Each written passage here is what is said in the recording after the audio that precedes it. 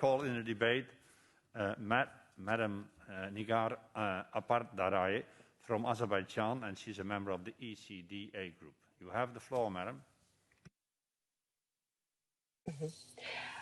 Dear colleagues, I would like to express my gratitude to the rapporteurs for this report, especially Mr. Lacroix, because I can only imagine how difficult it is to engage politicians and senior government representatives of South Caucasus in a meaningful discussion on the LGBTIQ issues.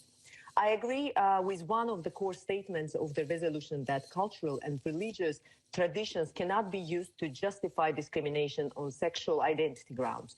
But we all must admit that cultural and religious traditions are reality to reckon with, and any practical plan to advance human rights in this regard should be based on assessment and understanding of these realities. I also believe that there is no way to exclude the discussion on LGBTIQ issue from the general human rights discussion. And however difficult it is to have it in patriarchal and traditional societies like societies of South Caucasus, it's unavoidable and necessary.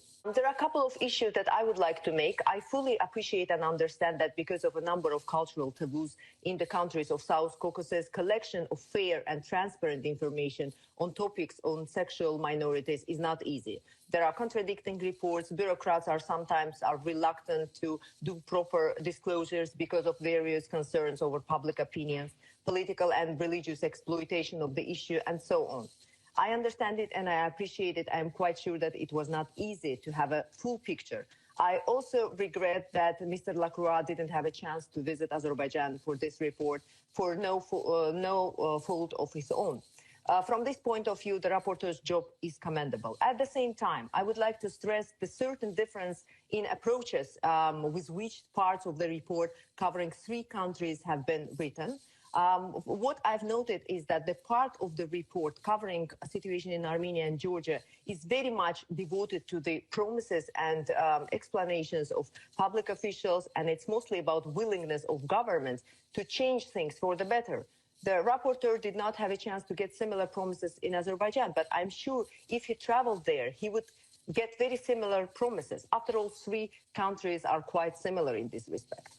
In case of Azerbaijan, it's very much based on various claims by local NGOs and activists. My overall feeling, sort of educated guess, is that there is a slow evolutionary improvement in this, in the way society perceives LGBTIQ issues. There is much more empathy and less hate in the last years, a generational change. To the best of my understanding, the situation in all 3 countries is basically similar, and it's definitely not good. We have to confess this, and we have to try to change the situation on the ground. Not only promises from politicians, not only changes in legislation, but changes on the ground, and which comes in parallel to changes the mentality of people. Because our goal is to make lives of people safer and happier regardless of who they believe they are. Thank you. Thank you so much. And now